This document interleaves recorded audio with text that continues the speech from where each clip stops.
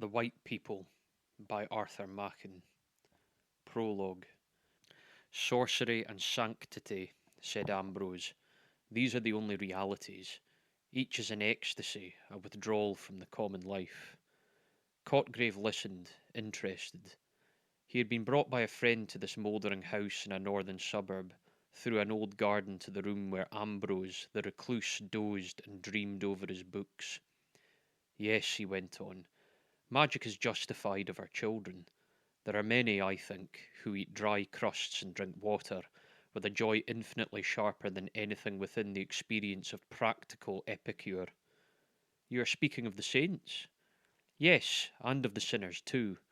I think you are falling into the very general error of confining the spiritual world to the supremely good, but the supremely wicked, necessarily, have their portion in it.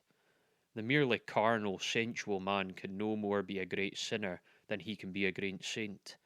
Most of us are just indifferent, mixed up creatures. We muddle through the world without realizing the meaning and the inner sense of things, and consequently, our wickedness and our goodness are alike second rate, unimportant. And you think the great sinner, then, will be an ascetic as well as a great saint? Great people of all kinds forsake the imperfect copies and go to the perfect originals. I have no doubt but that many of the vast highest amongst the saints have never done a good action, using the words in their ordinary sense. And on the other hand, there have been those who have sounded the very depths of sin, who all their lives have never done an ill deed. He went out of the room for a moment, and Cotgrave, in high delight, turned to his friend and thanked him for the introduction. He's grand, he said. I never saw that kind of lunatic before. Ambrose returned with more whisky and helped the two men in a liberal manner. He accused the teetotal sect with ferocity as he handed out the seltzer and, pouring out a glass of water for himself, was about to resume his monologue when Cotgrove broke in. I can't stand it, you know, he said. Your paradoxes are too monstrous. A man may be a great sinner and yet never do anything sinful. Come. You're quite wrong, said Ambrose. I never make paradoxes. I wish I could. I merely said that a man may have an exquisite taste in Romani Conti and yet never have even smelt sour ale. That's all, and it's more like a truism than a paradox, isn't it? Your surprise at my remark is due to the fact that you haven't realised what sin is. Oh, yes, there is a sort of connection between sin with the capital letter and actions which are commonly called sinful, with murder, theft, adultery, and so forth. Much the same connection that there is between the A, B, C and fine literature. But I believe that the misconception, it is all but universal, arises in great measure from our looking at the matter through social spectacles. We think that a man who does evil to us and to his neighbour must be very evil. So he is, from a social standpoint, but can't you realise that evil is in essence is a lonely thing, a passion of the solitary, individual soul? Really, the average murderer is not by any means a sinner in the true sense of the word. He is simply a wild beast that we have to get rid of to save our own necks from his knife. I should class him rather with tigers than with sinners. It seems a little strange. I think not. The murderer murders not from positive qualities, but from negative ones. He lacks something which non-murderers possess. Evil, of course, is wholly positive, only it is on the wrong side. You may believe me that sin, in its proper sense, is very rare. It is probable that there have been far few sinners than saints. Yes, your standpoint is all very well for practical social purposes. We are naturally inclined to think that a person who is very disagreeable to us must be a very great sinner. It is very disagreeable to have one's pocket picked, and we pronounce the thief to be a very great sinner. In truth, he is merely an undeveloped man. He cannot be a saint, of course, but he may be, and often is, an infinitely better creature than thousands who have never broken a single commandment. He is a great nuisance to us, I admit, and we very properly lock him up if we catch him. But between his troublesome and unsocial action and evil, oh, the connection is of the weakest. It's getting very late. The man who had brought Cotgrave had probably heard all this before, since he assisted with a bland and judicious smile, but Cotgrave began to think that his lunatic was turning into a sage. "Do you know," he said, "you interest me immensely. You think, then, that we do not understand the real nature of evil?" "No, I don't think we do. We overestimate it and we underestimate it.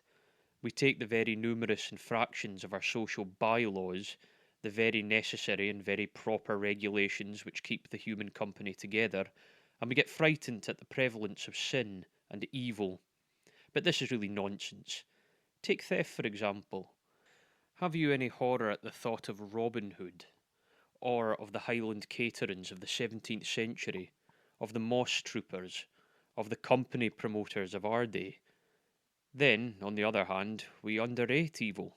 We attach such an enormous importance to the sin of meddling with our pockets and our wives that we have quite forgotten the awfulness of real sin." "And what is sin?" said Cotgrave. "I think I must reply to your question by another. What would your feelings be, seriously, if your cat or your dog began to talk to you and to dispute with you in human accents? You would be overwhelmed with horror, I'm sure of it. And if the roses in your garden sang a weird song, you would go mad. And suppose the stones in the road began to swell and grow before your eyes, and if the pebble that you noticed at night had shot out stony blossoms in the morning. Well, these examples may give you some notion of what sin really is." "Look here," said the third man, hitherto placid. "You two seem pretty well wound up, but I'm going home. I've missed my tram, and I shall have to walk." Ambrose and Cotgrave seemed to settle down more profoundly when the other had gone out into the early misty morning and the pale light of the lamps. "You astonish me," said Cotgrave. "I have never thought of that. If that is really so, one must turn everything upside down. Then the essence of sin really is in the taking of heaven by storm, it seems to me," said Ambrose. "It appears to me that it is simply an attempt to penetrate into another and higher sphere in a forbidden manner. You can understand why it is so rare. There are few, indeed, who wish to penetrate into other spheres, higher or lower, in ways allowed or forbidden. Men, in the mass, are amply content with life as they find it. Therefore there are few saints and sinners, in the proper sense, and fewer still, and men of genius who partake sometimes of each character are rare also. Yes, on the whole, it is, perhaps, harder to be a great sinner than a great saint." "There is something profoundly unnatural about sin. Is that what you mean?" "Exactly. Holiness requires as great, or almost as great, an effort, but holiness works on lines that were natural once. It is an effort to recover the ecstasy that was before the fall. But sin is an effort to gain the ecstasy and knowledge that pertain alone to angels, and in making this effort man becomes a demon. I told you that the mere murderer is not therefore a sinner. That is true, but the sinner is sometimes a murderer. Charles de Rais is an instance. So you see that while the good and the evil are unnatural to man as he now is, to man the social, civilized being, evil is unnatural in a much deeper sense than good. The saint endeavours to recover a gift which he has lost. The sinner tries to obtain something which was never his. In brief, he repeats the fall." "But are you a Catholic?" said Cotgrave. "Yes, I am a member of the persecuted Anglican Church." "Then how about those texts which seem to reckon as sin that which you would set down as a mere trivial dereliction?" "Yes, but in one place the word sorcerers comes in the same sentence, doesn't it? That seems to me to give the keynote. Consider, can you imagine for a moment that a false statement which saves an innocent man's life is a sin? No. Very good then, it is not the mere liar who is excluded by those words. It is, above all, the sorcerers, who use the material life, who use the failings incidental to material life as instruments to obtain their infinitely wicked ends. And let me tell you this, our higher senses are so blunted, we are so drenched with materialism, that we should probably fail to recognize real wickedness if we encountered it. But shouldn't we experience a certain horror, a terror such as you hinted we would experience if a rose tree sang, in the mere presence of an evil man?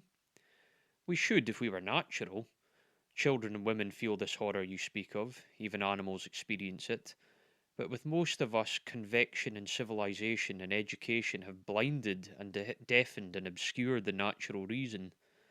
No, sometimes we may recognize evil by its hatred of the good. One doesn't need much penetration to guess at the influence which dictated, quite unconsciously, the Blackwood Review of Keats. But this is purely incidental, and, as a rule, I suspect that hierarchs of Tophet pass quite unnoticed, or, perhaps, in certain cases, as good but mistaken men. But you used the word unconscious just now, of Keats' reviewers. Is wickedness ever unconscious?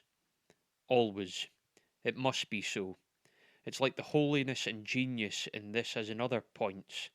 It is a certain rapture or ecstasy of the soul, a transcendent effort to surpass the ordinary bounds. So, surpassing these, it surpasses also the understanding, the faculty that takes note of that which comes before it. No, a man may be infinitely and horribly wicked and never suspect it. But I tell you, evil in this, its certain and true sense, is rare, and I think it is growing rarer. I'm trying to get hold of it all, said Cotgrave. From what you say, I gather that the true evil differs genetically from that which we call evil. Quite so. There is, no doubt, an analogy between the two, a resemblance such as enables us to use, quite legitimately, such terms as foot of the mountain and leg of the table, and sometimes, of course, the two speak, as it were, in the same language. The rough miner, or puddler, the untrained, undeveloped tiger man, heated by a quart or two above the usual measure, comes home and kicks his irritating and injurious wife to death. He is a murderer, and Giles de Rais was a murderer. But you see the gulf that separates the two. The word, if I may so speak, is accidentally the same in each case, but the meaning is utterly different.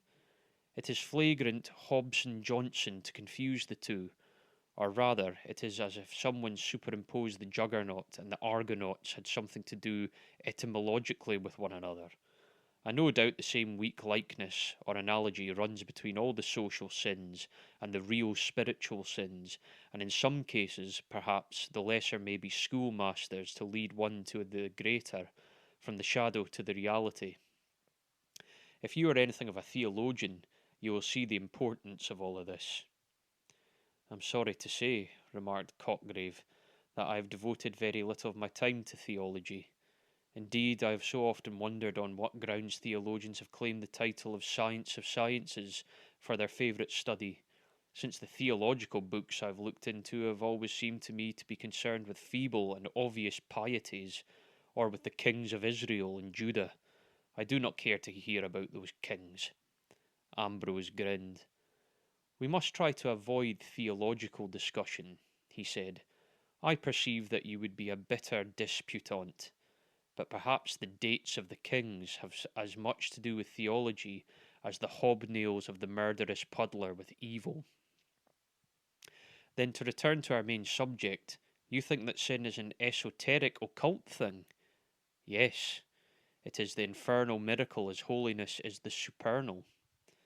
Now and then it is raised to such a pitch that we entirely fail to suspect its existence. It is like the note of the great pedal pipes of the organ, which is so deep that we cannot hear it. In other cases it may be led to the lunatic asylum, or to still stranger issues, but you must never confuse it with mere social misdoing. Remember how the Apostle, speaking of the other side, distinguishes between charitable actions and charity. And as one may give all one's goods to the poor and yet lack charity, so remember one may avoid every crime and yet still be a sinner. Your psychology is very strange to me, said Cotgrave, but I confess I like it, and I suppose that one might fairly deduce from your premises the conclusion that the real sinner might very possibly strike the observer as a harmless enough personage? Certainly, because the true evil has nothing to do with social life or social laws, or if it has, only incidentally and accidentally.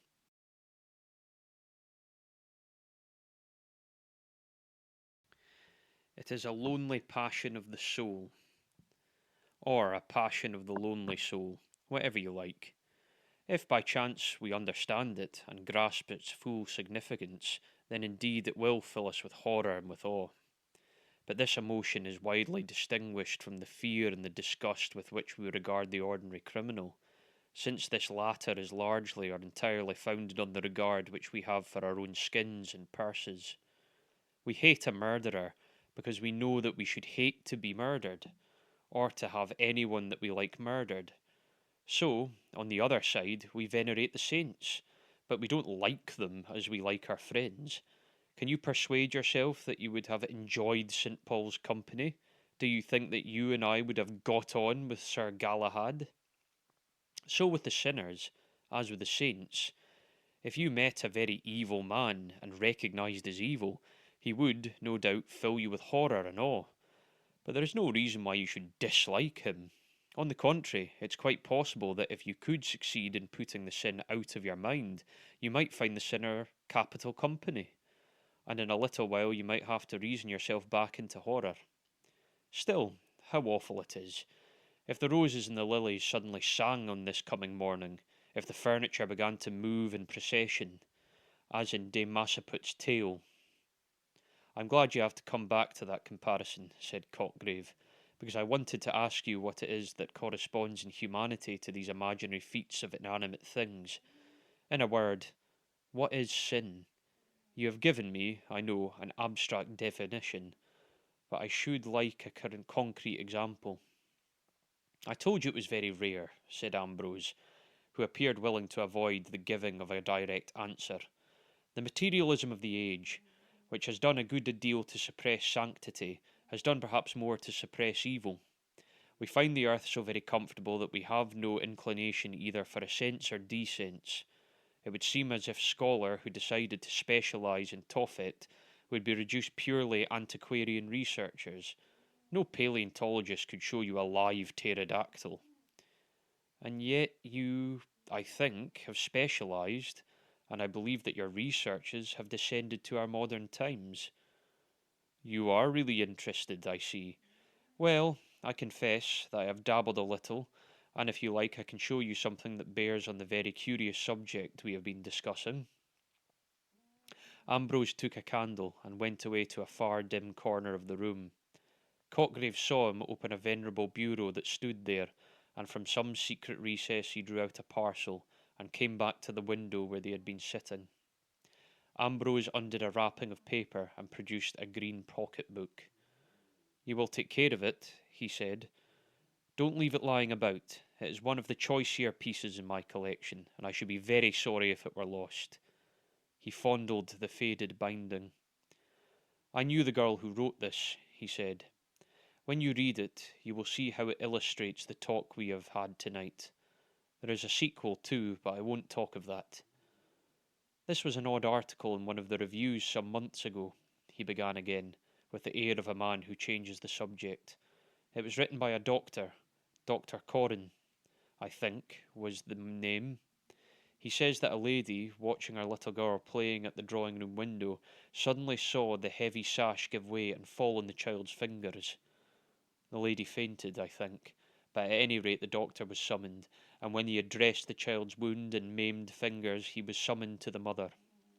She was groaning with pain, and it was found that 3 fingers of her hand, corresponding with those that had been injured in the child's hand, were swollen and inflamed, and later, in the doctor's language, purulent slothing set in. Ambrose still handed delicately the green volume. Well, here it is, he said at last, parting with difficulty, it seemed, from his treasure. You will bring it back as soon as you have read it, he said, as they went out into the hall, into the old garden, faint with the odour of white lilies. There was a broad red band in the east as Cockgrove turned to go, and from the high ground where he stood he saw that awful spectacle of London in a dream. The Green Book. The morocco binding of the book was faded, and the colour had grown faint, but there were no stains or bruises nor marks of usage. The book looked as if it had been bought on a visit to London some 70 or 80 years ago, and had somehow been forgotten and suffered to lie away out of sight. There was an odd, delicate, lingering odour about it, such an odour as sometimes haunts an ancient piece of furniture for a century or more. The end papers, inside the binding, were oddly decorated with coloured patterns in faded gold. It looked small, but the paper was fine, and there were many leaves closely covered with minute, painfully formed characters. I found this book, the manuscript began, in a drawer in the old bureau that stands on the landing. It was a very rainy day, and I could not go out, so in the afternoon I got a candle and rummaged in the bureau. Nearly all the drawers were full of old dresses, but one of the small ones looked empty, and I found this book hidden right at the back. I wanted a book like this, so I took it to write in. It is full of secrets. I have a great many other books of secrets I've written, hidden in a safe place, and I'm going to write here many of the old secrets and some of the new ones, but there are some I shall not put down at all. I must not write down the real names of the days and months which I found out a year ago, nor the way to make the Aklo letters, or the chain language, or the great beautiful circles, nor the Mao games, nor the chief songs. I may write something about all these things, but not the way to do them, for peculiar reasons. And I must not say who the nymphs are, or the dolls of the Gilo, or what vulas mean. All these are most secret secrets, and I am glad when I remember that they are, and how many wonderful languages I know. But there are some things, and I call the secrets of the secrets of the secrets, that I dare not think of unless I am quite alone, and then I shut my eyes, and put my hands over them and whisper the word, and the Al-Allah comes. I only do this at night in my room or in certain woods that I know, but I must not describe them, as they are secret woods. Then there are the ceremonies, which are all of them important, but some are more delightful than others. There are the white ceremonies, and the green ceremonies, and the scarlet ceremonies. The scarlet ceremonies are the best, but there is only one place where they can be performed properly, though there is a very nice imitation which I have done in other places. Besides these I have the dances and the comedy, and I have done the comedy sometimes when the others were looking, and they didn't understand anything about it. I was very little when I first knew about these things. When I was very small and mother was alive, I can remember remembering things before that, only it has all got confused. But I remember when I was 5 or 6, I heard them talking about me when they thought I was not noticing. They were saying how queer I was a year or two before, and how nurse had called my mother to come and listen to me talking all to myself, and I was saying words that nobody could understand. I was speaking in the she language, but I only remember a very few of the words, as I was about the little white faces that used to look at me when I was lying in my cradle. They used to talk to me, and I learned their language, and talked to them in it about some great white place where they lived, where the trees and the grass were all white, and there were white hills as high up as the moon, and a cold wind. I have often dreamed of it afterwards, but the faces went away when I was very little. But a wonderful thing happened when I was about 5. My nurse was carrying me on her shoulder. There was a field of yellow corn, and we went through it. It was very hot.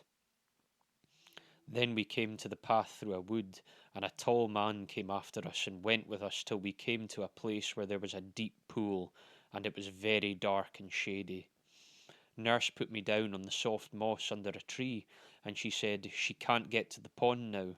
So they left me there, and I sat quite still and watched, and out of the water and out of the wood came 2 wonderful white people, and they began to play and dance and sing. They were a kind of creamy white, like the old ivory figure in the drawing room, one with a beautiful lady with dark kind eyes and a grave face and long black hair, and she smiled such a strange smile at the other who laughed and came to her. They played together and danced round and round the pool, and they sang a song till I fell asleep. Nurse woke me up when she came back, and she was looking something like the lady had looked, so I told her all about it and asked her why she looked like that.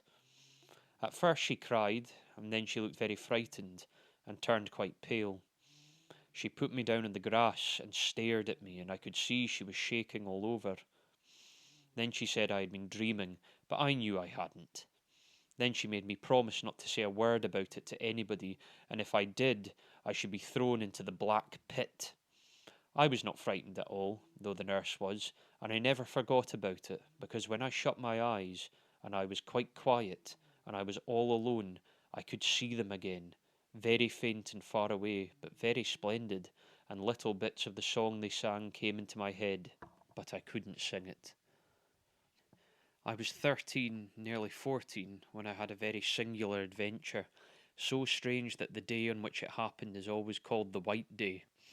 My mother had been dead for more than a year, and in the morning I had lessons, but they let me go out for walks in the afternoon. And this afternoon I walked a new way, and a little brook led me into a new country, but I tore my frock getting through some of the difficult places, as the way was through many bushes, and beneath the low branches of trees, and up thorny thickets on the hills, and by dark woods full of creeping thorns. And it was a long, long way. It seemed as if I was going on forever and ever.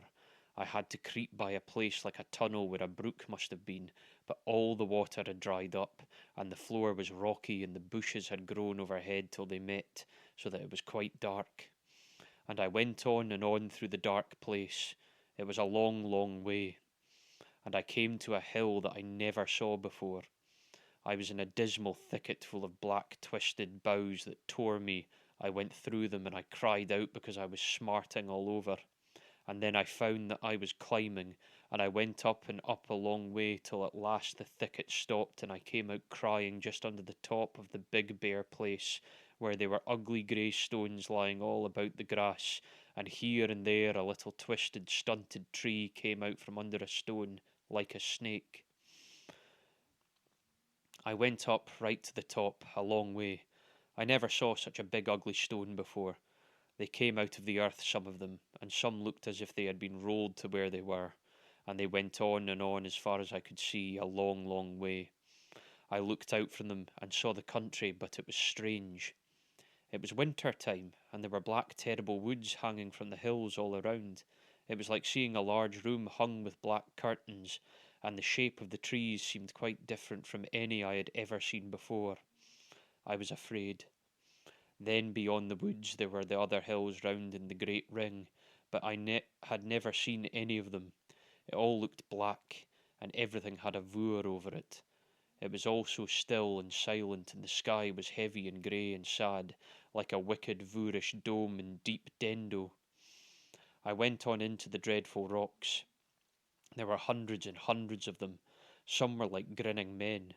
I could see their faces as if they would jump at me out of the stone and catch hold of me and drag me with them back into the rock, so that I should always be there. And there were other rocks that were like animals, creeping, horrible animals putting out their tongues, and others were like words that I could not say, and others like dead people lying on the grass. I went on among them, though they frightened me, and my heart was full of wicked songs that they put into it, and I wanted to make faces and twist myself about in a way they did, and I went on and on long way till at last I liked the rocks, and they didn't frighten me any more. I sang the songs I thought of, songs full of words that must not be spoken or written down. Then I made faces like the faces on the rocks, and I twisted myself about like the twisted ones, and I lay flat on the ground like the dead ones, and I went up to the one that was grinning and put my arms round him and hugged him. And so I went on and on through the rocks, till I came to a round mound in the middle of them. It was higher than a mound, and it was nearly as high as our house, and it was like a great basin turned upside down, all smooth and round and green, with one stone like a post sticking up at the top. I climbed the sides, but they were so steep I had to stop, or I should have rolled all the way down again, and I should have knocked against the stones at the bottom, and perhaps been killed. But I wanted to get up to the very top of the big round mound, so I lay down flat on my face and took hold of the grass with my hands and drew myself up bit by bit till I was at the top. And then I sat down in the stone in the middle and looked all about. I felt I had come such a long, long way, just as if I were 100 miles from home, or in some other country, or in one of the strange places I had read about in the tale of the genie and the Arabian Nights. or as if I had gone across the sea far away for years, and I had found another world that nobody had ever seen or heard of before, or as if I had somehow flown through the sky and fallen on one of the stars I'd read about where everything is dead and cold and grey, and there is no air, and the wind doesn't blow. I sat on the stone and looked all around, and down and round about me. It was just as if I were sitting on a tower in the middle of a great empty town, because I could see nothing at all but the grey rocks on the ground. I couldn't make out their shapes any more, but I could see them on and on for a long way, and I looked at them, and they seemed as if they had been arranged into patterns and shapes and figures.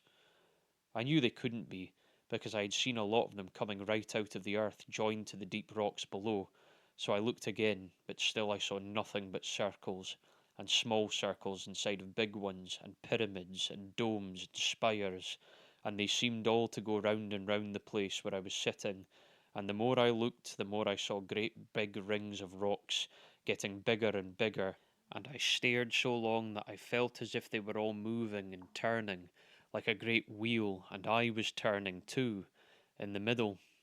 I got quite dizzy and queer in the head, and everything began to be hazy and not clear, and I saw little sparks of blue light, and the stones looked as if they were springing and dancing and twisting as they went round and round and round. I was frightened again, and I cried aloud and jumped up from the stone I was sitting on and fell down. When I got up, I was so glad that they all looked still, and I sat down on top and slid down the mound and went on again. I danced as I went in the peculiar way the rocks had danced when I got giddy, and I was so glad I could do it quite well, and I danced and danced along and sang extraordinary songs that came into my head. At last I came to the edge of that great flat hill, and there were no more rocks, and the way they went again through a dark thicket in a hollow. It was just as bad as the other one I went through climbing up, but I didn't mind this one, because I was so glad I had seen those singular dances and could imitate them. I went down, creeping through the bushes, and a tall nettle stung me on the leg and made me burn, but I didn't mind it, and I tingled with the boughs and the thorns, but I only laughed and sang. Then I got out of the thicket into a close valley, a little secret place like a dark passage that nobody ever knows of, because it was so narrow and deep and the woods were so thick round it. There is a steep bank with trees hanging over it, and there are ferns keep green all through the winter, when they are dead and brown upon the hill, and the ferns there have a sweet rich smell like what oozes out of fir trees. There was a little stream of water running down this valley, so small that I could easily step across it. I drank the water with my hand, and it tasted like bright yellow wine, and it sparkled and bubbled as it ran down over beautiful red and yellow green stones, so that it seemed alive and all colours at once.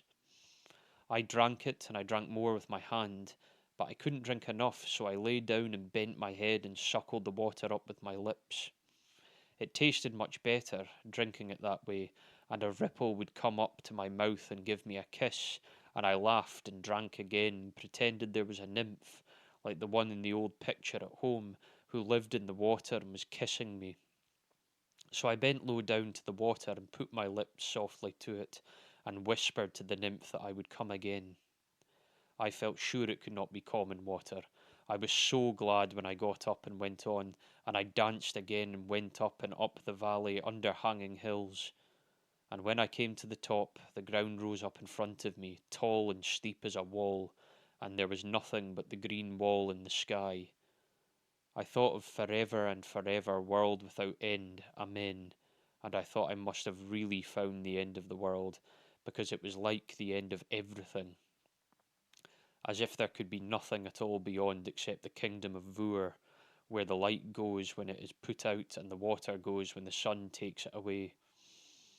I began to think of all the long, long way I had journeyed, and how I had found a brook and followed it on and gone through bushes and thorny thickets, and dark woods full of creeping thorns.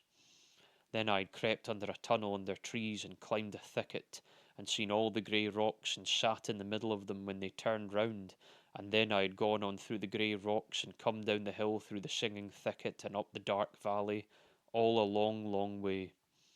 I wondered how I should get home again. if I could ever find the way, and if my home was there any more, or if it were turned and everybody in it into grey rocks, as in the Arabian Nights. So I sat down on the grass and thought what I should do next. I was tired, and my feet were hot with walking, and as I looked, I saw there was a beautiful well just under the high, steep wall of grass. All the ground round it was covered with bright green, dripping moss. There was every kind of moss there, moss like beautiful little ferns, and like palms and fir trees, and it was all green as jewellery, and drops of water hung on it like diamonds. And in the middle was the great well, deep and shining and beautiful, so clear that it looked as if I could touch the red sand at the bottom, but it was far below. I stood by it and looked in as if I were looking in a glass. At the bottom of the well, in the middle of it, the red grains of sand were moving and stirring all the time, and I saw how the water bubbled up, but at the top it was quite smooth and full and brimming. It was a great well, like a large bath, and with the shining, glittering green moss about it, it looked like a great white jewel, with green jewels all around it. My feet were so hot and tired that I took off my boots and stockings and let my feet down into the water, and the water was soft and cold, and when I got up I wasn't tired any more, and I felt I must go on, farther and farther, and see what was on the other side of the wall. I climbed up it very slowly, going sideways all the time, and when I got to the top and looked over, I was in the queerest country I had seen, stranger even than the hill of grey rocks. It looked as if earth's children had been playing there with their spades, as if all hills and hollows and castles and walls, made of earth and covered with grass. There were two mounds like big beehives, round and great and solemn, and then hollow basins, and then a steep mounting wall like the ones I saw once by the seaside, where the big guns and the soldiers were. I nearly fell into one of the round hollows. It went away from under my feet so suddenly, and I ran fast down the side and stood at the bottom and looked up. It was strange and solemn to look up. There was nothing but grey, heavy sky in the sides of the hollow. Everything else had gone away, and the hollow was the whole world, and I thought that at night it must be full of ghosts and moving shadows and pale things, when the noon shone down at the bottom at the dead of night, and the wind wailed up above. It was so strange and solemn and lonely, like a hollow temple of dead heathen gods. It reminded me of a wood where I saw the beautiful white people, and I remembered how Nurse had told me the story one winter night when the wind was beating the trees against the wall and crying and moaning in the nursery chimney.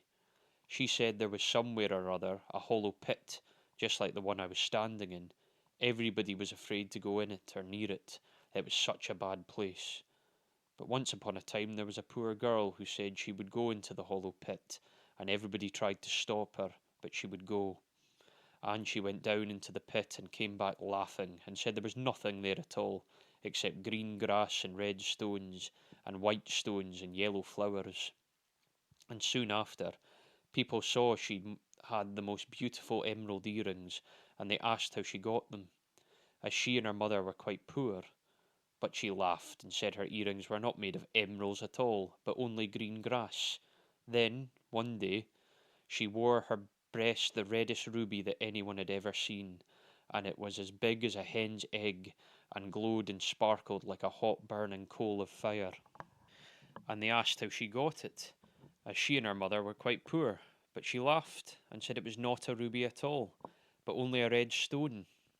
Then one day she wore round her neck the loveliest necklace that anyone had ever seen, much finer than the Queen's finest, and it made of great bright diamonds, hundreds of them, and they shone like all the stars on a night in June. So they asked her how she got it, and she and her mother were quite poor, but she laughed and said they were not diamonds at all, but only white stones. And one day she went to the court, and she wore on her head a crown of pure angel gold, so Nurse said, and it shone like the sun, and it was so much more splendid than the crown the king was wearing himself. And in her ears she wore the emeralds, and the big ruby was the brooch on her breast, and the great diamond necklace was sparkling on her neck. And the king and queen thought she was some great princess from a long way off, and she got down from their thrones and went to meet her. But somebody told the king and queen who she was, and that she was quite poor. So the king asked why she wore a gold crown and how she got it, and she and her mother were so poor. And she laughed and said it wasn't a gold crown at all, but only some yellow flowers she had put in her hair. And the king thought it was very strange, and said she should stay at the court, and they would see what would happen next. And she was so lovely that everybody said that her eyes were greener than the emeralds, that her lips were redder than the ruby, and her skin was whiter than the diamonds, and that her hair was brighter than the golden crown. So the king's son said he would marry her, and the king said he might. And the bishop married them, and there was a great supper, and afterwards the king's son went to his wife's room. Just when he had his hand on the door, he saw a tall, black man with a dreadful face standing in front of the door, and a voice said, "Venture not upon your life. This is mine own wedded wife." Then the king's son fell down on the ground in a fit, and they came and tried to get into the room, but they couldn't, and they hacked at the door with hatchets, but the wood had turned hard as iron, and at last everybody ran away. They were so frightened at the screaming and laughing and shrieking and crying that came out of the room. But next day they went in and found there was nothing in the room but thick black smoke, because the black man had come and taken her away. And on the bed there were 2 knots of faded grass and a red stone, and some white stones and some faded yellow flowers. I remembered this tale of nurses while I was standing at the bottom of the deep hollow. It was so strange and solitary there, and I felt afraid. I could not see any stones or flowers, but I was afraid of bringing them away without knowing, and I thought I would do a charm that came into my head to keep the black man away. So I stood right in the middle of the hollow, and I made sure that I had none of those things on me, and then I walked round the place and touched my eyes and my lips and my hair in a peculiar manner, and whispered some queer words that nurse taught me to keep bad things away. Then I felt safe, and climbed up out of the hollow. I went on through all those mounds and hollows and walls, till I came to an end, which was high above all the rest, and I could see that all the different shapes of the earth were arranged in patterns, something like the grey rocks, only the pattern was different. It was getting late, and the air was indistinct, but it looked from where I was standing something like 2 great figures of people laying on the grass. And I went on, and at last I found a certain wood, which is too secret to be described, and nobody knows of the passage into it, which I found out in a very curious manner by seeing some little animal run into the wood through it. So I went after the animal by a very narrow dark way, under thorns and bushes, and it was almost dark when I came to a kind of open place in the middle. And there I saw the most wonderful sight I have ever seen, but it was only for a minute, as I ran away directly and crept out of the wood by the passage I had come by, and ran as fast as I ever could, because I was afraid. What I had seen was so wonderful and so strange and beautiful. But I wanted to get home and think of it, and I did not know what might not happen if I stayed by the wood. I was hot all over and trembling, and my heart was beating, and strange cries that I could not help came from me as I ran from the wood.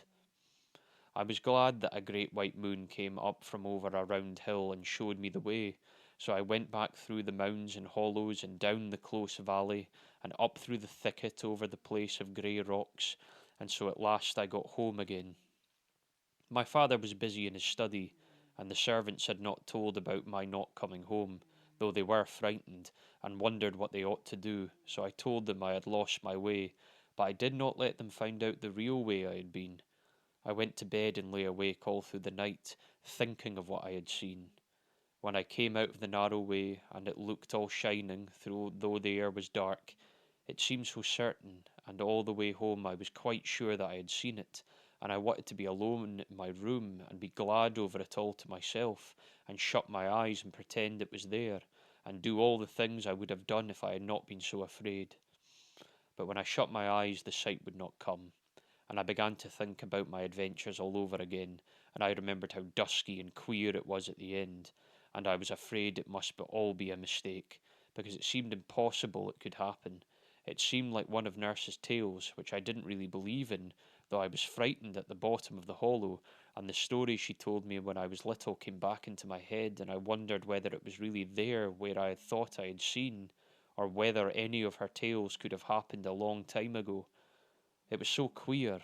I lay awake there in my room at the back of the house, and the moon was shining on the other side towards the river, so the bright light did not fall upon the wall, and the house was quite still. I had heard my father come upstairs, and just after the clock struck 12, and after the house was still empty, as if there was nobody alive in it, and though it was all dark and indistinct in my room, a pale glimmering kind of light shone in through the white blind, and once I got up and looked out, and there was a great black shadow of the house covering the garden, looking like a prison where men were hanged, and then beyond it was all white, and the wood shone white with black gulfs between the trees. It was still and clear, and there were no clouds in the sky. I wanted to think of what I had seen, but I couldn't, and I began to think of all the tales that Nurse had told me so long ago that I thought I had forgotten, but they all came back, and mixed up with the thickets and the grey rocks and the hollows of the earth and the secret wood, till I hardly knew what was new and what was old, or whether it was not all dreaming. And then I remembered the hot summer afternoon, so long ago, when Nurse left me by myself in the shade, and the white people came out of the water and out of the wood, and played and danced and sang, and I began to fancy that Nurse told me about something like it before I saw them, only I couldn't recollect exactly what she told me. Then I wondered whether she had been the White Lady, as I remembered she was just as white and beautiful, and had the same dark eyes and black hair, and sometimes she smiled and looked like the lady had looked when she was telling me some of her stories, beginning with "Once on a time," or "In the time of the fairies." But I thought she couldn't be the lady, as she seemed to have gone a different way into the wood, and I didn't think the man who came after us could be the other, or I couldn't have seen that wonderful secret in the secret wood. I thought of the moon, but it was afterwards, when I was in the middle of the wild land, where the earth was made into the shape of great figures, and it was all walls and mysterious hollows and smooth round mounds, that I saw the great white moon come up over a round hill. I was wondering about all these things, till at last I got frightened, because I was afraid something had happened to me, and I remembered Nurse's tale of the poor girl who went into the hollow pit, and was carried away at last by the black man. I knew I had gone into a hollow pit too, and perhaps it was the same, and I had done something dreadful. So I did the charm over again, and touched my eyes and my lips and my hair in a peculiar manner, and said the old words from the fairy language, so that I might be sure I had not been carried away. I tried again to see the secret wood, and to creep up the passage and see what I had seen there, but somehow I couldn't, and I kept on thinking of Nurse's stories. There was one I remembered about a young man who once upon a time went hunting, and all the day he and his hounds hunted everywhere, and they crossed the rivers and went into all the woods, and went round the marshes, but they couldn't find anything at all, and they hunted all day till the sun sank down and began to set behind the mountain. And the young man was angry because he couldn't find anything, and he was going to turn back, when he, just as the sun touched the mountain, he saw come out of a break in front of him a beautiful white stag. And he cheered to his hounds, but they whined and would not follow, and he cheered to his horse, but it shivered and shook stock still. And the young man jumped off the horse and left the hounds, and began to follow the white stag all alone. And soon it was quite dark, and the sky was black without a single star shining in it, and the stag went away into the darkness. And though the man had brought his gun with him, he ever shot the stag, because he wanted to catch it, and he was afraid he would lose it in the night. But he never lost it once, though the sky was so black and the air was so dark, and the stag went on till the young man didn't know a bit where he was. And they went through enormous woods where the air was full of whispers, and a pale dead light came out from the rotten trunks that were lying on the ground, and just as the man thought he had lost the stag, he would see it all white and shining in front of him, and he would run fast to catch it, but the stag always ran faster, so he did not catch it. And they went back through the enormous woods, and they swam across rivers, and they waded through black marshes where the ground bubbled. The air was full of will-o'-the-wisps, and the stag fled away down into the rocky narrow valleys, where the air was like the smell of a vault, and the man went after it. And they went over a great mountain, and the man heard the wind come down from the sky, and the stag went on, and the man went after. At last the sun rose, and the young man found he was in a country that he had never seen before. It was a beautiful valley, with a bright stream running through it, and a great big round hill in the middle. And the stag went down the valley towards the hill, and it seemed to be getting tired, and went slower and slower, as though a man was tired too. He began to run faster, and he was sure he would catch the stag at last. But just as they got to the bottom of the hill, the man stretched out his hand to catch the stag. It vanished into the earth, and the man began to cry. He was so sorry that he had lost it after his long hunting. But as he was crying, he saw there was a door in the hill just in front of him, and he went in, and it was quite dark. But he went on, as he thought he would find the white stag. And all of a sudden it got light, and there was a sky, and the sun shining, and birds singing in the trees, and there was a beautiful fountain. And by the fountain a lovely lady was sitting, who was the queen of the fairies. And she told the man that she had changed herself into a stag to bring him there because she loved him so much. Then she brought out a great gold cup covered with jewels from her fairy palace, and she offered him wine in the cup to drink. And he drank, and the more he drank, the more he longed to drink, because the wine was enchanted. So he kissed the lovely lady, and she became his wife, and he stayed all that day and all that night in the hill where she lived. And when he woke, he found he was lying on the ground, close to where he had seen the stag first. And his horse was there, and his hounds were there waiting. And he looked up, and the sun sank behind the mountain. And he went home and lived a long time, but he would never kiss any other lady because he had kissed the queen of the fairies, and he would never drink common wine any more because he had drunk enchanted wine. And he sometimes, nurse told me tales that she had heard from her great grandmother, who was very old and lived in a cottage on a mountain all alone. And most of these tales were about a hill where people used to meet at night long ago, and they used to play all sorts of strange games and do queer things that nurse told me of. But I couldn't understand, and now, she said, everybody but her great grandmother had forgotten all about it, and nobody knew where the hill was, not even her great grandmother. But she told me one very strange story about the hill, and I trembled when I remembered it. She said that people always went there in summer when it was very hot, and that they had to dance a good deal.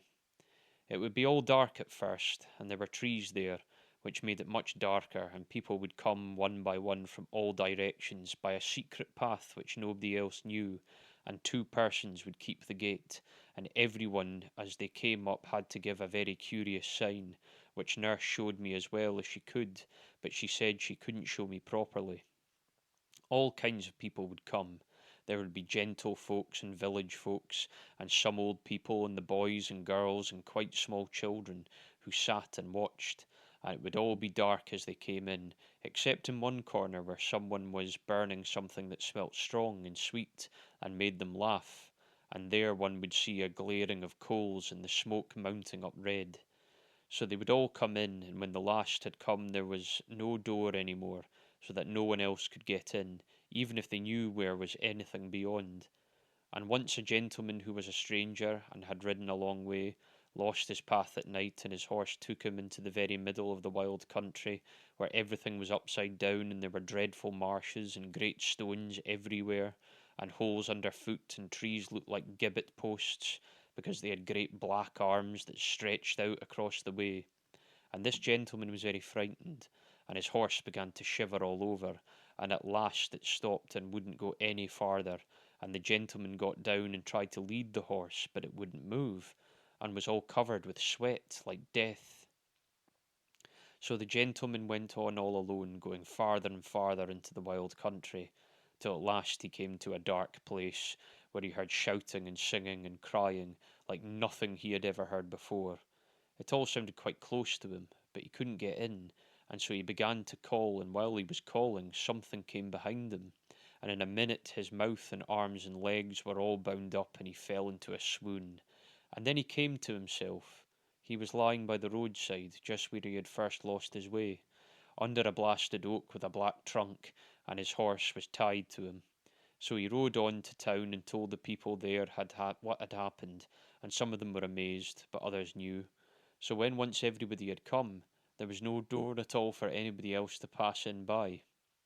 And when they were all inside, round in a ring, touching each other, someone began to sing in the darkness, and someone else would make a noise like thunder with a thing they had on purpose, and on still nights people would hear the thundering noise far, far beyond the wild land, and some of them, who thought they knew what it was, used to make a sign on their breasts when they woke up in their beds in the dead of night and heard that terrible deep noise, like thunder on the mountains. And the noise and the singing would go on for a long time, and the people who were in a ring swayed a little to and fro, and the song was in an old, old language that nobody knows now, and the tune was queer. Nurse said her great grandmother had known someone who remembered a little bit of it when she was quite a little girl, and Nurse tried to sing some of it to me, and it was so strange a tune that I turned all cold and my flesh crept as if I had put my hand on something dead. Sometimes it was a man that sang, and sometimes it was a woman, and sometimes the one who sang it did it so well that 2 or 3 of the people who were there fell to the ground shrieking and tearing with their hands. The singing went on, and the people in the ring kept swaying to and fro for a long time, and at last the moon would rise over a place they called the Toll Dole, and came up and showed them swinging and swaying from side to side, with sweet thick smoke curling up from the burning coals and floating in circles all around them. Then they had their supper. A boy and a girl brought it to them. The boy carried a great cup of wine, and the girl carried a cake of bread, and they passed the bread and the wine round and round, but they tasted quite different from common bread and common wine, and changed everyone that tasted them. Then they all rose up and danced, and secret things were brought out of some hiding place, and they played extraordinary games and danced round and round and round in the moonlight, and sometimes people would suddenly disappear and never be heard of afterwards, and nobody knew what had happened to them. And they drank more of that curious wine, and they made images and worshipped them, and Nurse showed me how the images were made one day when we were out for a walk, and we passed by a place where there was a lot of wet clay. So Nurse asked me if I would like to know what those things were like that they made on the hill, and I said yes. Then she asked me if I would promise never to tell a living soul a word about it, and if I did, I was to be thrown into the black pit with the dead people, and I said I wouldn't tell anybody, and she said the same thing again and again, and I promised. So she took my wooden spade and dug a big lump of clay and put it in my tiny bucket, and told me to say if anyone met us that I was going to make pies when I went home. Then we went on a little way till we came to a little break, growing right down into the road, and Nurse stopped and looked up the road and down it, and then peeped through the hedge into the field on the other side, and she said, "Quick!" and we ran into the break and crept in and out among the bushes till we had gone a good way from the road. Then we sat down under a bush, and I wanted so much to know what Nurse was going to make with the clay, but before she would begin she made me promise again not to say a word about it, and she went again and peeped through the bushes on every side. Through the lane was so small and deep that hardly anybody ever went there. So we sat down, and Nurse took the clay out of the bucket and began to knead it with her hands, and do queer things with it, and turn it about, and she hid it under a big dock leaf for a minute or two, and then she brought it out again, and then she stood it up and sat down and walked round the clay in a peculiar manner, and all the time she was softly singing a sort of rhyme, and her face got very red. Then she sat down again and took the clay in her hands and began to shape it into a doll, but not like the dolls I have at home, and she made the queerest doll I had ever seen, all out of wet clay, and hid it under a bush to get dry and hard, and all the time she was making it she was singing these rhymes to herself, and her face got redder and redder. So we left the doll there, hidden away in bushes where nobody would ever find it, and a few days later we went the same walk, and when we came to that narrow, dark part of the lane where the break runs down to the bank, Nurse made me promise all over again, and she looked about just as she had done before, and we crept in the bushes till we got to the green place where the little clay man was hidden.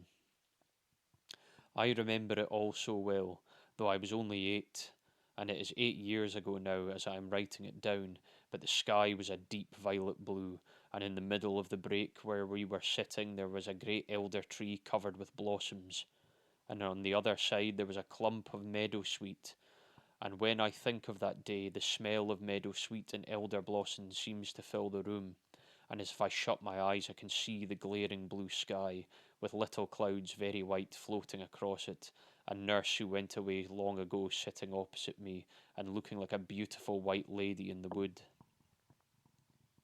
So we sat down, and Nurse took out the clay doll from the secret place where she had hidden it, and she said we must pay our respects, and she would show me what to do, and I must watch her all the time.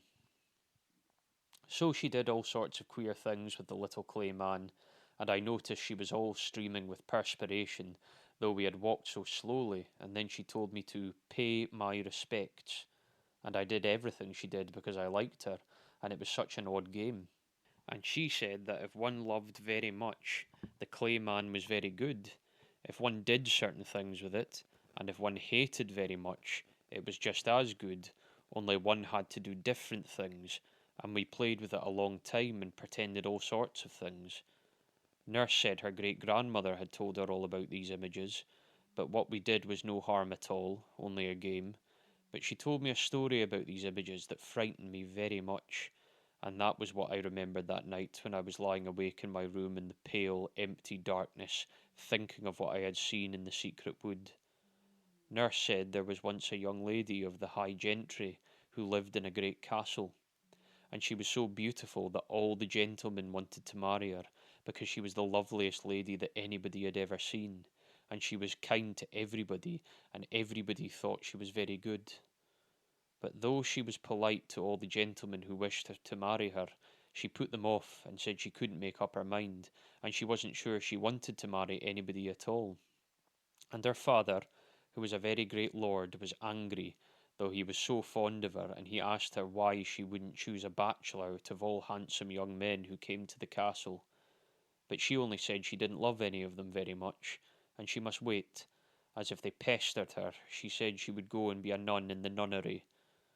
So all gentlemen said they would go away and wait for a year and a day, and when a year and a day were gone, they would come back again and ask her to say which one she would marry. So the day was appointed, and they all went away, and the lady had promised that in a year and a day it would be her wedding day with one of them. But the truth was that she was the queen of the people who danced on the hill on summer nights, and on proper nights she would lock the door of her room, and she and her maid would steal out of the castle by a secret passage that only they knew of, and go away to the hill in the wild land. And she knew more of the secret things than anybody else, and more than anybody knew before or after, because she would not tell anybody the most secret secrets. She people, and other things that I could not understand, and her real name was the Lady Evelyn, but the dancing people called her Cassap, which meant somebody very wise in the old language.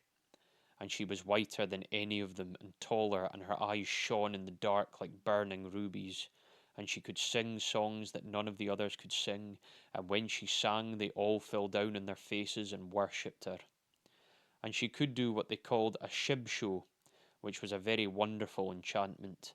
She would tell the great lord, her father, that she wanted to go into the woods to gather flowers. So he let her go, and she and her maid went into the woods where nobody came, and the maid would keep watch. Then the lady would lie down under the trees and begin to sing a particular song, and she stretched out her arms, and from every part of the wood great serpents would come, hissing and gliding in and out among the trees, and shooting out their forked tongues as they crawled up to the lady. And they all came to her, and twisted round her body, and her arms and her neck, till she was covered with writhing serpents, and there was only her head to be seen. And she whispered to them, and she sang to them, and they writhed round and round, faster and faster, so still she told them to go. and they all went directly back into their holes, and on the lady's breast there would be a most curious, beautiful stone, shaped something like an egg, and coloured dark blue and yellow and red and green, marked like a serpent's scales. It was called a glamestone, and with it one could do all sorts of wonderful things, and nurse said her great grandmother had seen a glamestone with her own eyes, and it was for all the world shiny and scaly like a snake. And the lady could do a lot of other things as well, but she was quite fixed that she would not be married. And there were great many gentlemen who wanted to marry her, but there were 5 of them who were chief, and their names were Sir Simon, Sir John, Sir Oliver, Sir Richard, and Sir Rowland. All the others believed she spoke the truth, and that she would choose one of them to be her man when a year and a day was done. It was only Sir Simon, who was very crafty, who thought she was deceiving them all, and he vowed he would watch and try if he could find out anything. And though he was very wise, he was very young, and he had a smooth, soft face like a girl's, and he pretended, as the rest did, that he would not come to the castle for a year and a day, and he said he was going away beyond the sea to foreign parts. But he really only went a very little way, and came back dressed like a servant girl, and so he got a place in the castle to wash dishes. And he waited and watched, and he listened, and he said nothing, and he hid in dark places, and woke up at night and looked out, and he heard things, and he saw things, and he thought were very strange. And he was so sly that he told the girl that waited on the lady that he was really a young man, and that he had dressed up as a girl because he loved her so very much, and wanted to be in the same house with her. And the girl was so pleased that she told him many things, that he was more than ever certain that the Lady Evelyn was deceiving him and the others, and he was so clever, and told the servants so many lies, that one night he managed to hide in the Lady Evelyn's room behind the curtains, and he stayed quite a while, still and never moved, and at last the lady came. And she bent down under the bed, and raised up a stone, and there was a hollow place underneath, and out of it she took a waxen image, just like the clay one that I and nurse had made in the break. And all the time her eyes were burning like rubies, and she took the little wax doll up in her arms, and held it to her breast, and she whispered, and she murmured, and she took it up, and she laid it down again. She held it high, and she held it low, and she laid it down again. And she said, "Happy is he that begat the bishop, that ordered the clerk, that married the man, that had the wife, that fashioned the hive, that harboured the bee, that gathered the wax that my own true love was made of." And she brought out of a pantry a great golden bowl, and she brought out a closet a great jar of wine, and she poured some of the wine into the bowl, and she laid her mannikin very gently into the wine, and washed it in the wine all over. Then she went to a cupboard and took out a small round cake, and laid it on the image's mouth, and then she bore it softly and covered it up. And Sir Simon, who was watching all the time, though he was terribly frightened, saw the lady bent down and stretch out her arms and whisper and sing, and then Sir Simon saw beside her a handsome young man, who kissed her on the lips. And they drank wine out of the golden bowl together, and they ate the cake together. But when the sun rose, there was only the little wax doll, and the lady hid it again under the bed in the hollow place. So Sir Simon knew quite well what the lady was, and he waited and he watched till the time she had said was nearly over, and in a week the year and a day would be done. And one night, when he was watching behind the curtains in her room, he saw her making more wax dolls, and she made 5 and hid them away. And the next night she took one out, and held it up, and filled the golden bowl with water, and took the doll by the neck, and held it under the water. Then she said, Sir Dixon, your day is done. You shall be drowned in the water one." And the next day news came to the castle that Sir Richard had drowned at the ford. And at night she took another doll, and tied a violet cord round its neck, and hung it up on a nail. Then she said, "Sir Rowland, your life has ended its span. High on a tree I see you hang." And the next day news came to the castle that Sir Rowland had been hanged by robbers in the wood, And at night she took another dole, and drove her bodkin right into its heart. Then she said, Sir Noel, so cease your life, your heart pierced with the knife. And the next day news came to the castle that Sir Oliver had fought in a tavern, and a stranger had stabbed him in the heart. And at night she took another dole, and held it to the fire of charcoal till it was melted. Then she said, Sir John, return and turn to clay, in fire of fever you waste away. And the next day news came to the castle that Sir John had died in a burning fever. So then Sir Simon went out of the castle and mounted his horse and rode away to the bishop and told him everything. And the bishop sent his men, and they took the Lady Evelyn, and everything she had done was found out. So on the day after the year and a day, when she was to have been married, they carried her through the town in her smock, and they tied her to a great stake in the market-place, and burnt her alive before the bishop with her wax image hung round her neck.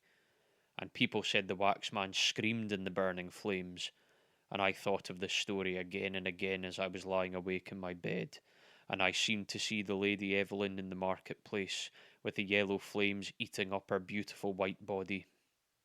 And I thought of it so much that it seemed to get into the story myself, and I fancied I was the lady, and that they were coming to take me to be burnt with fire, with all the people in the town looking at me.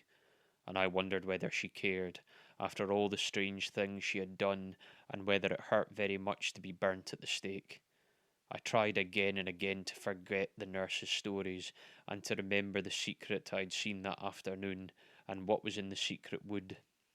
But I could only see the dark and glimmering in the dark, and then it went away, and I only saw myself running, and then a great moon came up white over a dark round hill. Then all the old stories came back again, and the queer rhymes that nurse used to sing to me. And there was one thing, Hashly comes ye Helen musty, that she used to sing very softly when she wanted me to go to sleep. And I began to sing it to myself inside my head, and I went to sleep. The next morning I was very tired and sleepy, and could hardly do my lessons. I was very glad when they were over, and I had my dinner, and I wanted to go out and be alone. It was a warm day, and I went to a nice tufty hill by the river, and sat down on my mother's old shawl that I had brought with me on purpose. The sky was grey, like the day before, but there was a kind of white gleam behind it. From where I was sitting I could look down on the town, and it was all still and quiet and white, like a picture. I remember that it was on that hill that nurse taught me to play an old game called Troy Town, in which one had to dance and wind in and out of a pattern in the grass, and then when once had danced and turned long enough, the other person asks you questions, and you can't help answering whether you want to or not, and whatever you are told to do, you feel you have to do it.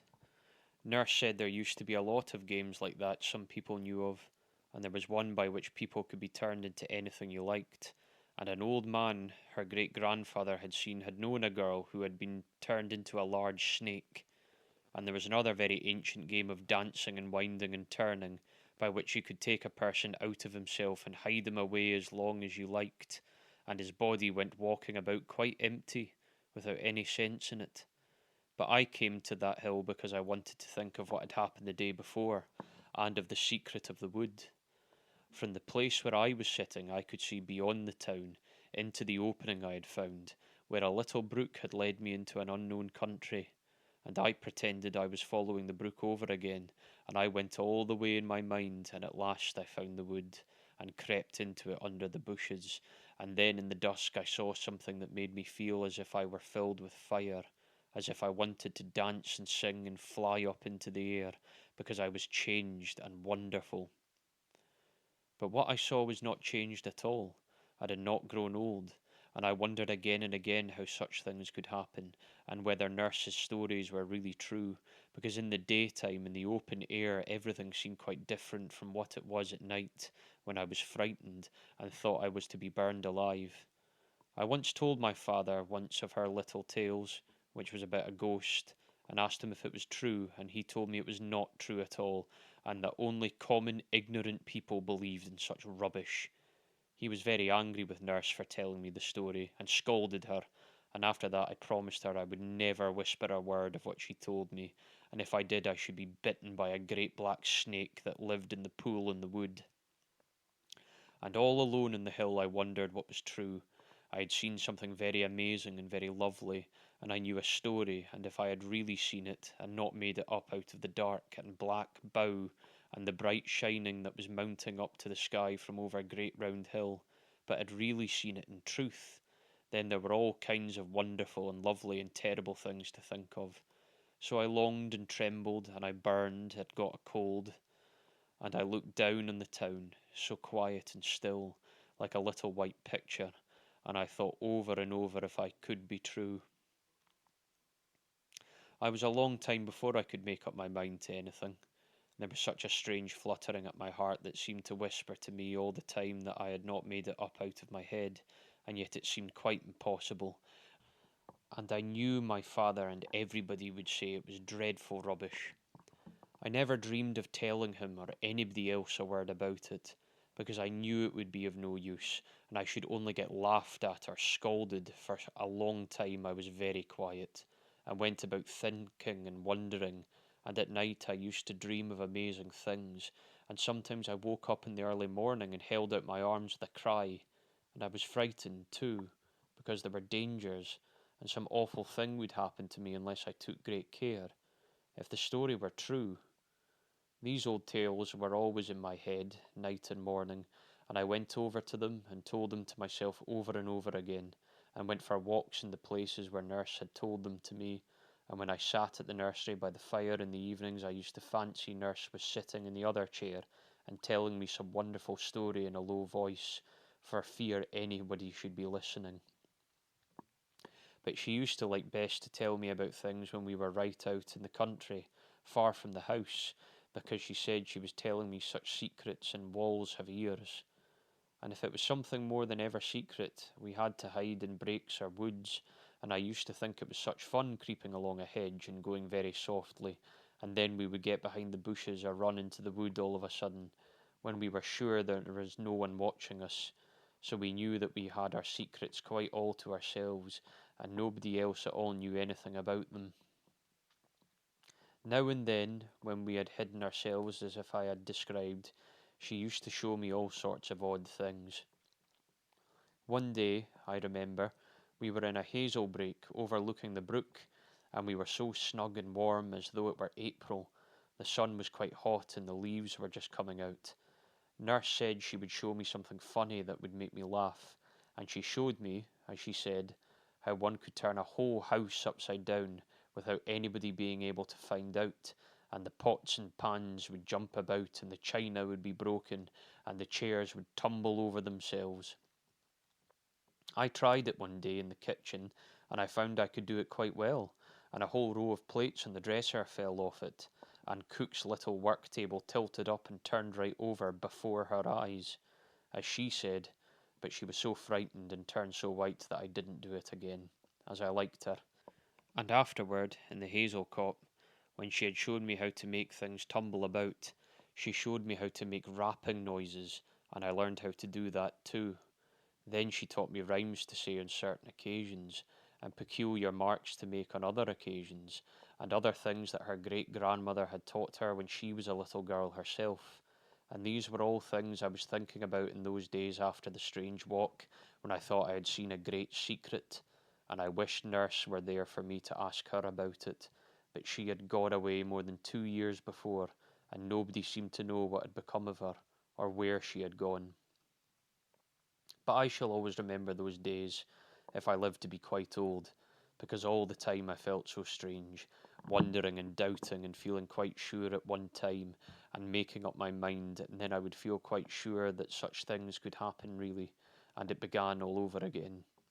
But I took great care not to do certain things that might be very dangerous, so I waited and wondered for a long time, and though I was not sure at all, I never dared to try to find out. But one day I became sure that all that nurse said was quite true, and I was all alone when I found it out. I tumbled all over with joy and terror, and as fast as I could I ran into one of the old brakes where we used to go. It was the one by the lane, where nurse made the little clay man, and I ran into it, and I crept into it, and when I came to the place where the elder was, I covered up my face with my hands and lay down flat on the grass, and I stayed there for 2 hours without moving, whispering to myself delicious, terrible things, and saying some words over and over again. It was all true and wonderful and splendid, and when I remembered the story I knew and thought of what I had really seen, I got hot and cold, and the air seemed full of scent and flowers and singing. And first I wanted to make a little clay man, like the one nurse had made so long ago. I had to invest plans and stratagems, and to look about and to think of things beforehand, because nobody must dream of anything that I was doing or going to do, and I was too old to carry clay about in a tin bucket. At last I thought of a plan, and I brought the wet clay to the break and did everything that nurse had done, only I made a much finer image than the one she had made, and when it was finished I did everything that I could imagine and much more than she did, because it was the likeness of something far better. And a few days later, when I had done my lessons early, I went for the second time by the way of the little brook that had led me into a strange country, and I followed the brook and went through the bushes and beneath the low branches of trees and up thorny thickets on the hill, and by dark woods full of creeping thorns a long, long way. Then I crept through the dark tunnel where the brook had been and the ground was stony, till at last I came to the thicket that climbed up the hill, and through the leaves were coming upon the trees everything looked almost as black as it was on the first day I went there. And the thicket was just the same, and I went up slowly till I came out of the big bare hill and began to walk among the wonderful rocks. I saw the terrible vour again on everything. Far through the sky was brighter. The ring of wild hills all around was still dark, and hanging woods looked dark and dreadful, and the strange rocks were as grey as ever. And when I looked down on them from the great mound, sitting on the stone, I saw all their amazing circles and rounds within rounds, and I had to sit quite still and watch them as they began to turn about me, and each stone danced in its place, and they seemed to go round and round in a great whirl, as if one were in the middle of all the stars and heard them rushing through the air. So I went down among the rocks to dance with them, and to sing extraordinarily songs, and I went down through the other thicket, and drank from the bright stream in the close and secret valley, putting my lips down to the bubbling water, and then I went on till I came to the deep, brimming well among the glittering moss, and I sat down. I looked before me into the secret darkness of the valley, and behind me was the great high wall of grass, and all around me there were hanging woods that made the valley such a secret place. I knew there was nobody here at all besides myself, and that no one could see me, so I took off my boots and stockings and let my feet down into the water, saying the words I knew, and it was not cold at all, as I expected, but warm and very pleasant, and when my feet were in it I felt as if they were in silk, or as if nymphs were kissing them. So when I had done, I said the other words that made the signs, and then I dried my feet with a towel I had bought on purpose, and put on my stockings and boots. Then I climbed up the steep wall and went into the palace, where there are hollows and two beautiful mounds, and the round ridges of land, and all the strange shapes. I did not go down into the hollow this time, but I turned at the end, and made out the figures quite plainly, as if it were lighter, and I had remembered the story I had quite forgotten before, and in the story the two figures are called Adam and Eve, and only those who know the story understand what they mean. So I went on and on till I came to the secret wood, which must not be described, and I crept into it by the way I had found.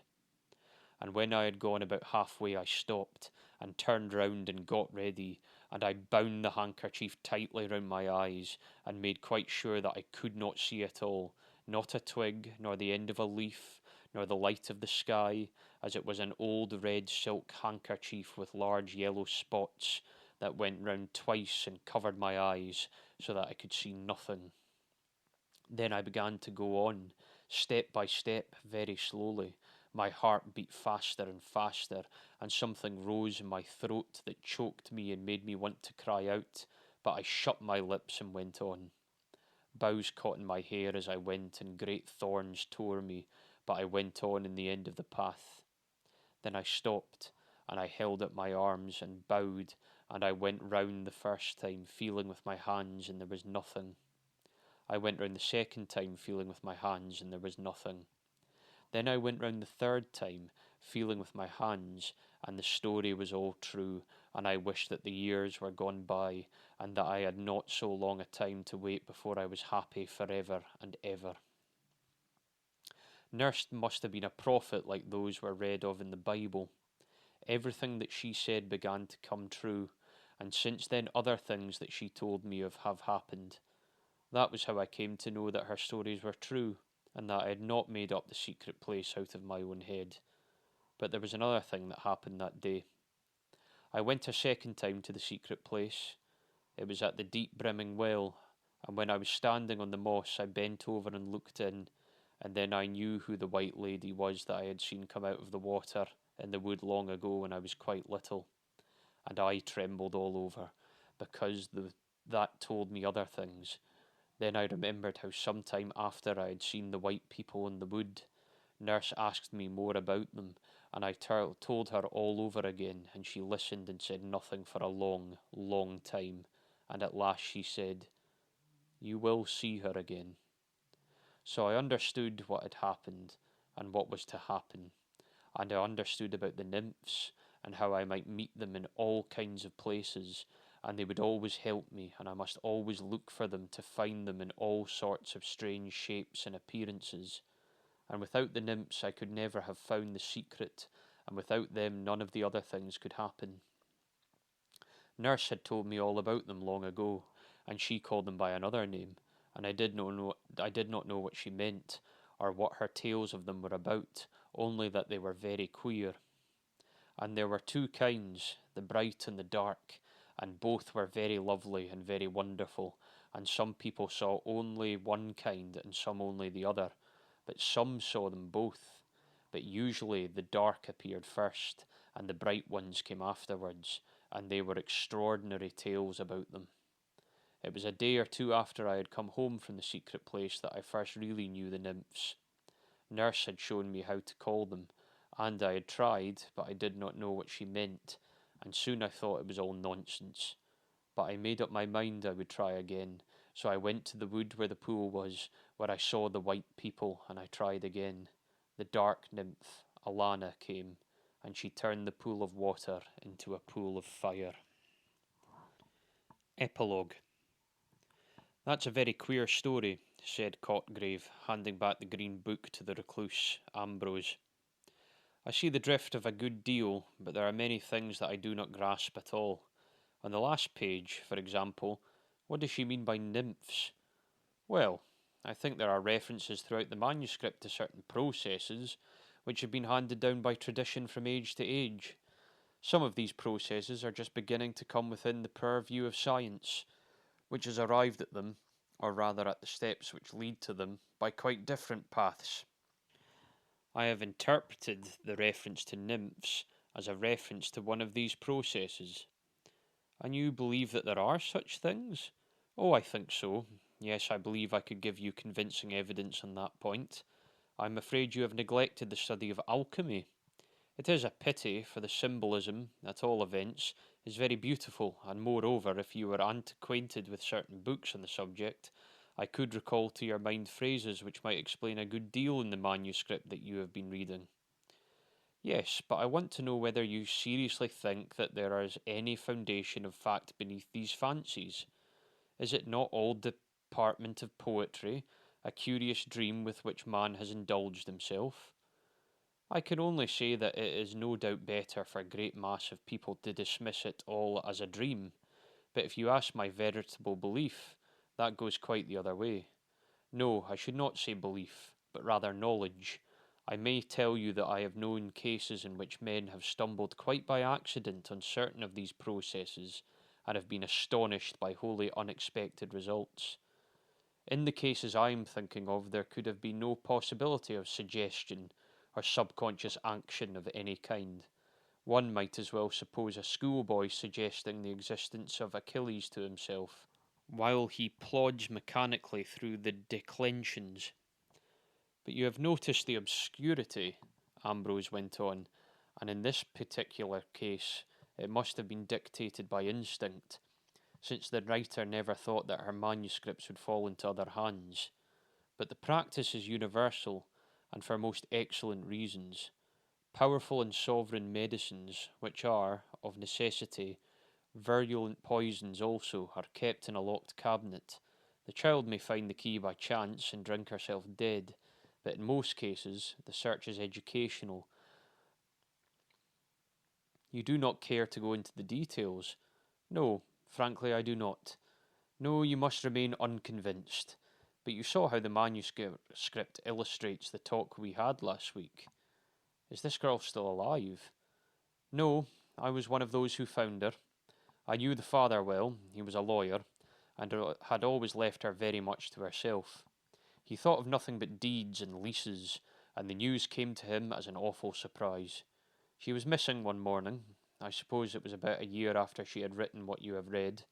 The servants were called, and they told things, and put the only natural interpretation on them, a perfectly erroneous one. They discovered that green book somewhere in her room, and I found her in the place that she described with so much dread, lying on the ground before the image. It was an image.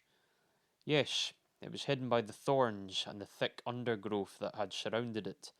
It was a wild, lonely country, but you know what it was like by her description, though of course you will understand that the colours have been heightened. A child's imagination always makes the heights higher and the depths deeper than they really are, and she had, unfortunately for herself, something more than imagination. One might say, perhaps, that the picture in her mind, which she succeeded in measuring and putting into words, was the scene as it would have appeared to an imaginative artist. But it is a strange, desolate land. And she was dead. Yes, she had poisoned herself in time. No, there was not a word to be said against her in the ordinary sense. You may recollect a story I told you the other night about a lady who saw her child's fingers crushed by a window. And what was the statue? Well, it was of Roman workmanship, of a stone that with the centuries had not blackened, but had become white and luminous. The thicket had grown up about it and concealed it, and in the Middle Ages the followers of a very old tradition had known how to use it for their own purposes. In fact, it had been incorporated into monstrous mythology of the Sabbath. You will have noted that those of whom a sight of that shining whiteness had been vouchsafed by chance, or rather, perhaps by apparent chance, were required to blindfold themselves on their second approach. That is very significant. And is it there still? I sent for tools, and we hammered it into dust and fragments. The persistence of tradition never surprises me. Ambrose went on after a pause. I could name many an English parish where such traditions as that girl had listened to in her childhood are still existent in occult but unabated vigour. No, for me, it is the story, not the sequel, which is strange and awful, for I have always believed that wonder is of the soul.